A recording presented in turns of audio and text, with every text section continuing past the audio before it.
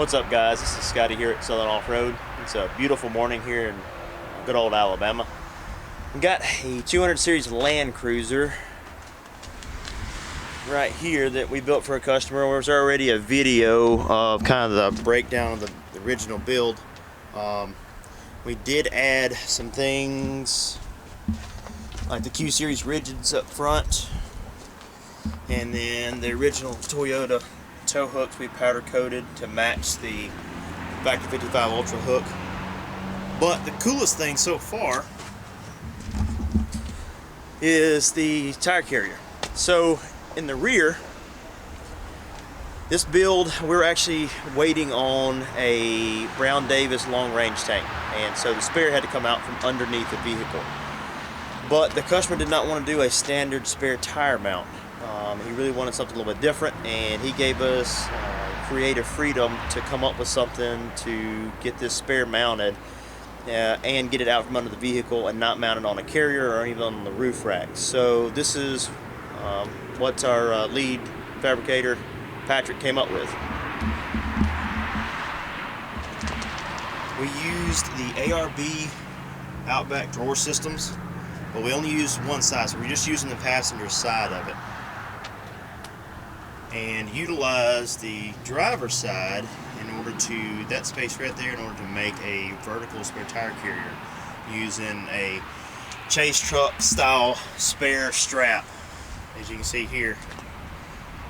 Everything's pretty neat, nice and neat and fit. We were able to utilize the side pieces from the original drawer system to kind of fit it all out, and I think it turned out pretty cool. The customer loves it. But makes it a different setup to run the spare without having to do a rear bumper. Now, we are going to be doing a rear bumper to this one, but not with a tire carrier on it. And again, the spare had to come out from underneath the vehicle because of the Brown Davis long range tank. So, like I said, this made for a difficult setup, but being able to use the vertical mount in the back of the vehicle made a big difference on as far as the space that's able to be used.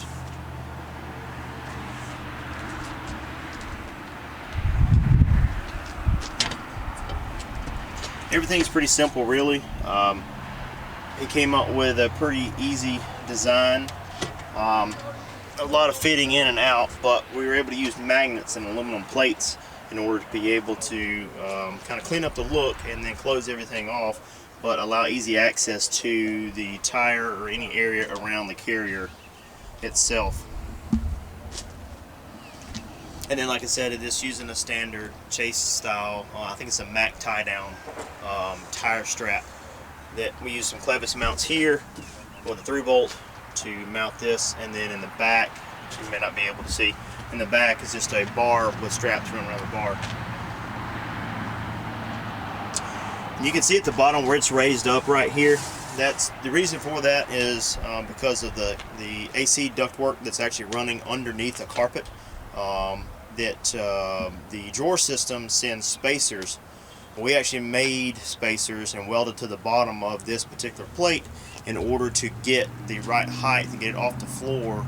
And then we used some of the captive nuts that were already in the floor itself to attach the carrier to the floor. But it's just as simple as busting the buckle loose and sliding this top plate off. Release your clasp down here, or the hook down here at the bottom, and then you can roll the tire out. The plate slides back in, and again, it's using magnets to attach it, and then the front plate goes back on.